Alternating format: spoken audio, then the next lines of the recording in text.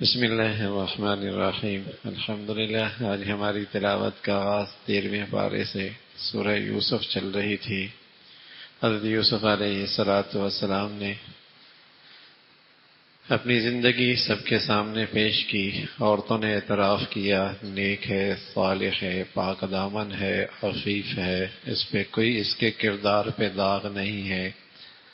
حضرت یوسف علیہ السلام نے اپنی اس برات کا انتظام اس لیے فرمایا کہ اگلی زندگی اللہ کے دین کی خدمت اور دعوت کی تھی، کردار صاف ہونا چاہیے۔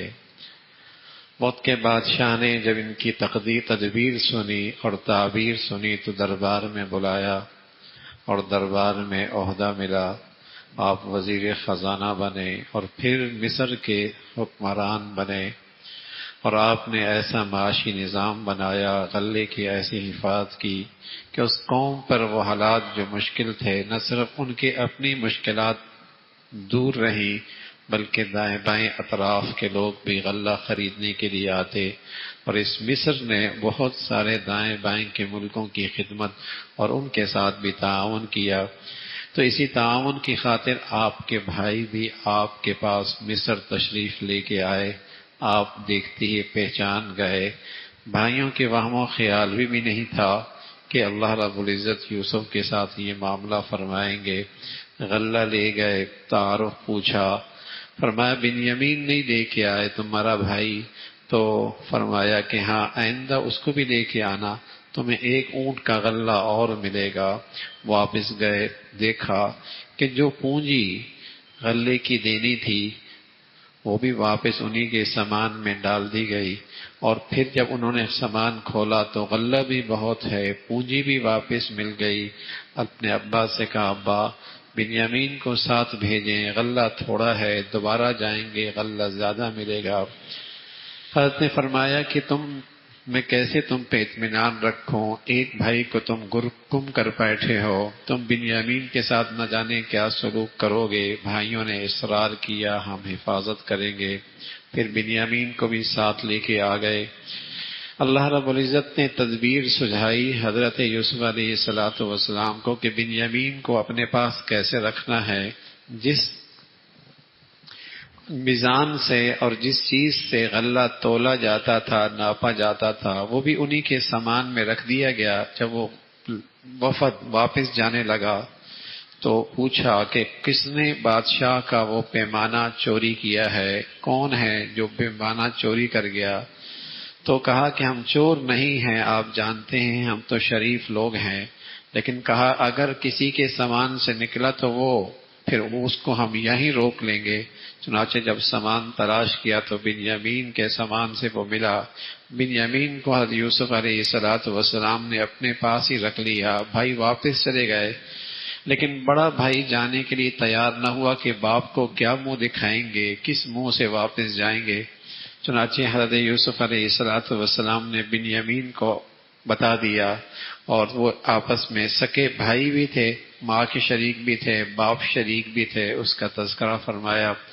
پھر بھائیوں کو واپس ابا نے بھیجا، جاؤ بنیامین کو تلاش کرو، یوسف کو تلاش کرو۔ یہ پھر مصر آئے، اور مصر آ کر اپنی ناچاری اور اپنی معاشی تنگ دستی کا تذکرہ کیا۔ حضرت یوسف علیہ السلام نے آخر کار انہیں بتا دیا کہ تم یوسف کو بھی جانتے ہو۔ جب یہ کہا تو وہ ایک دم انہوں نے سر اٹھایا، آنکھوں سے دیکھا، غور کیا تو کہنے لگے انت یوسف، آپ یوسف تو نہیں ہیں، آپ یوسف تو نہیں ہیں۔ حضرت یوسف علیہ السلام نے بتایا ہاں میں ہی یوسف ہوں، اور پھر بتایا اللہ کا ایک قانون ہے، دیکھو جو آدمی پرہیزگار ہونا اور صبر اور استقامت سے کام لے، اللہ اس کی مشکلیں ضرور آسان کرتا ہے۔ جو بھی آدمی پرہیزگار ہو، تقوی اختیار کرے اور صبر اور استقامت سے کام لے، اللہ اس کے لیے مشکلیں ضرور آسان کرتا ہے۔ اور یہ بات صرف حضرت یوسف کے لیے نہیں، قیامت تک آنے والے ہر قرآن پڑھنے کے لیے ہے۔ اللہ کا ایک قانون ہے، من یتقی ویصبر فإن اللہ لا یضیع اجر المحسنین، اللہ پھر ان کی محنت ضائع نہیں کرتا۔ حضرت یوسف علیہ السلام نے بتایا کہ آج تم سے کوئی بدلہ نہیں لیا جائے گا، جاؤ یہ میری قمیض لے جاؤ اور ابا حضرت یعقوب روتے رہتے آنکھوں کی بینائی بھی ختم ہو چلی تھی. جاؤ ابا کی آنکھوں پہ رکھنا، اللہ بینائی واپس کر دیں گے. اب جیسی وہاں سے مصر کے دربار سے قمیض چلی، اللہ نے وہاں سے حضرت یعقوب علیہ الصلوۃ والسلام کے پاس بیٹھنے والوں سے آپ کہنے لگے مجھے یوسف کی خوشبو آ رہی ہے. اللہ اللہ ہیں. اسی شہر کے کنویں کے اندر یوسف موجود ہیں. اللہ نہ بتائے تو حضرت یعقوب کو نہیں پتہ لگا، اور اگر اللہ بچانا چاہے تو کہاں مصر اور کہاں دوسرا ملک ہے. لیکن اللہ رب العزت جب بچانا چاہے تو خوشبو، مصر کی خوشبو، کڑتی کی خوشبو وہاں پہنچی.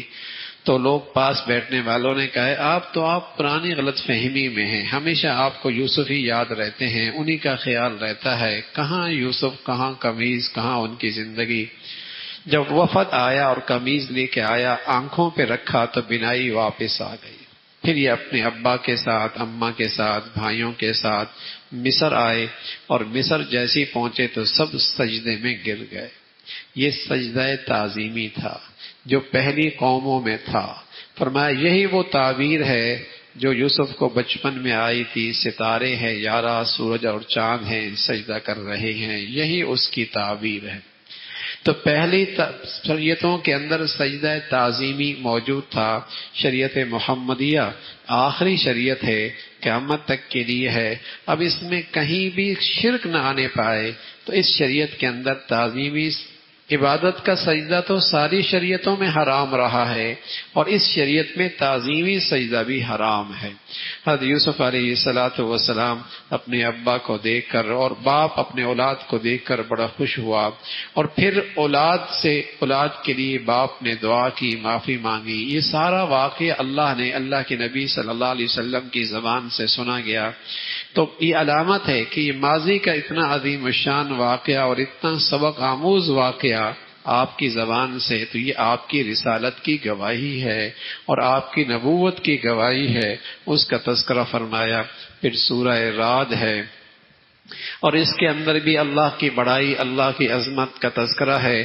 مشرک اللہ کو مانتا تو تھا لیکن شرک کے ساتھ مانتا تھا، آپ کا شریک بھی قرار دیتا تھا، لیکن مرنے کے بعد کی زندگی پہ اس کا ایمان کوئی نہیں تھا. کہتا تھا مٹی ہو جائیں گے، بسیدہ ہو جائیں گے، عقل میں نہیں آتی، پھر کیسے انسان زندہ ہوگا. تو اس کا تذکرہ فرمایا. تم تعجب کرتے ہو، اللہ کی قدرت کے مظاہر تو ہر طرف پھیلی ہوئی ہیں. اس کا تذکرہ فرمایا. پھر اللہ کے نبی صلی اللہ علیہ وسلم کی رسالت کا تذکرہ ہے. پہلے بھی رسول آئے لیکن قوموں نے اس کی تکذیب کی. اس کا تذکرہ فرمایا. پھر اللہ رب العزت نے اپنی بڑائی کا تذکرہ فرمایا. کل قیامت میں جب مجرم گرفت میں آئے گا اور وہ تمنا کرے گا کہ ساری زمین کے خزانے میں دے ڈالوں، تو اللہ فرما رہا ہے پھر بھی اس کی نجات نہیں ہوگی. پھر عقل مند لوگوں کی صفات کا تذکرہ فرمایا. عقل مند لوگ وہ ہوتے ہیں جو اللہ سے کیا عہد پورا کرتے ہیں، رشتوں کو جوڑتے ہیں، صبر کرتے ہیں اللہ کے رضا کے لیے، نماز کا اہتمام کرتے ہیں، اللہ کا دیے ہوا مال میں سے خرچ کرتے ہیں، برائی کا بدلہ اچھائی سے دیتے ہیں. یہ ہیں عقل مند لوگ. عقل مند لوگوں کی صفات یہ ہیں. ان کے لیے جنت کے بالا خانے ہیں. اور کم عقل اور جن پر اللہ کی لعنت ہے وہ اللہ سے عہد کیا ہوا توڑ دیتے ہیں. جن رشتوں کو اللہ جوڑنے کی تلقین کرتے ہیں اسے توڑ دیتے ہیں، زمین میں فساد کرتے ہیں. فرمایا رزق کے خزانے اللہ کے پاس ہیں، لیکن جنہیں اللہ نے دیا اور پھر وہ اس پہ اتراتے ہیں اور اس پہ تکبر اور غرور میں مبتلا ہیں، وہ یاد رکھے یہ دنیا کا ساز و سامان بہت تھوڑا ہے. حقیقی زندگی آخرت کی ہے، اور جس کے لیے اللہ رب العزت نے آخرت کی زندگی ایمان والوں کے لیے رکھی ہے جو اللہ کو یاد کرتے ہیں. اور اس یاد کا نتیجہ اس دنیا میں یہ ہوتا ہے اللہ انہیں چین اور سکون کی زندگی نصیب فرماتے ہیں. پھر آپ کو تسلی دی گئی کہ آپ سے پہلے بھی رسول آئے، ان سے بھی مذاق کیا گیا. اور ایک سوال عام ہوتا کہ آپ اللہ کے رسول ہیں تو آپ کے بچے کیوں، بچیاں کیوں، عورتیں کیوں، بیویاں کیوں؟ تو کوئی ایسا رسول ہو جو ان سب چیزوں سے ان سب چیزوں کے بغیر ہو. فرمایا اللہ کا ہر رسول بال بچوں کے ساتھ آیا ہے، بشر ہے، اور یہ ساری بشری زندگی بھی اس کے ساتھ موجود ہے، اس لیے کہ اس نے بشر کے لیے، انسانوں کے لیے نمونہ بننا ہے. اس کا تذکرہ فرمایا. پھر سورہ ابراہیم ہے، اس کے آغاز میں قرآن کی عظمت کا تذکرہ ہے. اللہ کی کتاب یہ اندھیروں سے نکالتی ہے اور روشنی کی طرف لے کے جاتی ہے.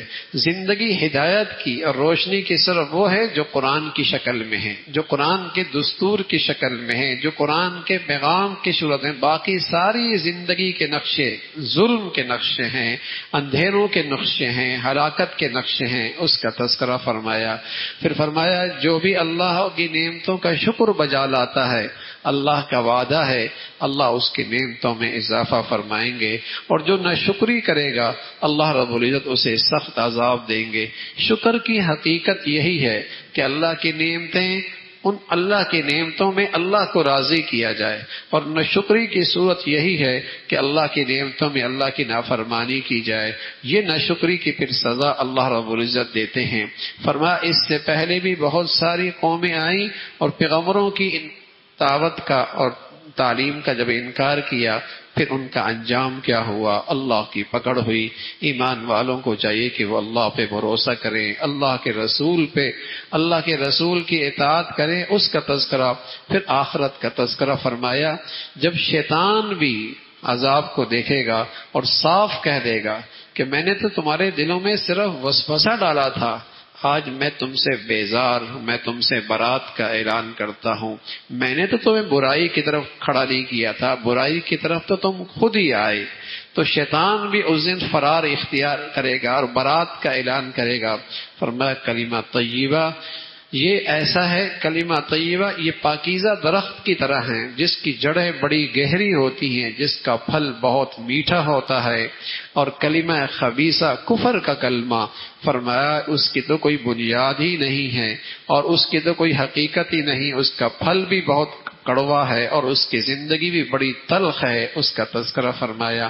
پھر حضرت ابراہیم علیہ السلام کا تذکرہ ہے.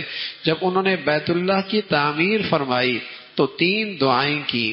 ایک دعا تو یہ کی کہ اے اللہ میری اولاد کو دیندار بنا دے، نمازی بنا دے. دوسری دعا کی اے اللہ رزق دے دے. تیسری دعا کی اے اللہ اس شہر کو امن والا بنا دے. یہ تینوں نعمتیں اللہ کے ہاں بہت بڑی نعمتیں ہیں، اللہ کے خزانوں کے بڑے انعامات ہیں. لیکن ابراہیم علیہ السلام کی دعا، پیغمبر کی دعا سبق آموز ہوتی ہے، اور پیغمبر کی دعا ایک پیغام ہوتی ہے کہ اللہ سے مانگو تو کیا مانگو؟ ارے میاں امن بھی مانگو، رزق بھی مانگو، معاش بھی مانگو، لیکن پہلا نمبر ہے اللہ سے ہدایت مانگو، اللہ سے دین مانگو، اللہ سے ہدایت کا نور مانگو، اللہ سے دینداری مانگو. تو اپنی اولاد کی معاش کی بھی فکر کرو، ان کی سلامتی کی بھی فکر کرو، ان کی زندگی کی ضروریات کا بھی خیال رکھو، لیکن ان کی سب سے بڑی ضرورت تو دین ہے، ایمان ہے. تو پیغمبر کی دعاؤں میں بڑا سبق ہے. حضرت ابراہیم علیہ السلام نے اللہ سے یہی دعا کی، اے اللہ میری اولاد کو دیندار بنا دے، نمازی بنا دے، امن بھی دے دے، رزق بھی دے دے، معاش بھی دے دے، یہ ضروریات بھی دے دے. لیکن ترجیحات کیا ہیں؟ ترجیحات کیا ہیں؟ جب بھی اپنی اولاد کی زندگی کے فیصلے کرو تو ان ترجیحات کا خیال رکھا کرو. سب سے پہلے اس کی دینداری کا خیال رکھا کرو، سب سے پہلے اس کی ایمان کا خیال رکھا کرو، سب سے پہلے اس کی ہدایت کا خیال رکھو، پھر اس کے رزق کا بھی خیال رکھو، اس کے لیے سلامتی کی بھی فکر کرو. یہ ساری چیزیں ہیں. تو حضرت ابراہیم علیہ السلام کی ان دعاؤں کا تذکرہ ہے. پھر ایمان والا اپنی بخشش کی دعا کرتا ہے، ایمان والوں کی بخشش کی دعا کرتا ہے، اپنے والدین کی بخشش کی دعا کرتا ہے. ہاں جب بھی ہم دعا کریں تو ہم کوئی ایسا نہیں کہ ہمارا رشتہ ناتا امت سے نہیں ہے اور مسلمانوں سے نہیں ہے، نہیں، ہمارا رشتہ تو ساری امت سے ہے. جب بھی آپ خیر کی دعا کریں تو جہاں اپنے کو یاد کرتے ہیں اپنے ماں باپ کو بھی یاد رکھیں، وہاں امت مسلمہ کو بھی یاد کریں، وہاں ایمان والوں کو بھی یاد کریں. تمہارا اسلام کا وجہ سے مسلمانوں سے ایک رشتہ ہے، اخوت کا، پیار کا، محبت کا. تم ان کے لیے بھی خیر خواہی اللہ سے مانگا کرو. تو اس دعا کا تذکرہ ہے کہ مسلمان اپنے لیے، والدین کے لیے، اہل ایمان کے لیے دعا کرتا ہے.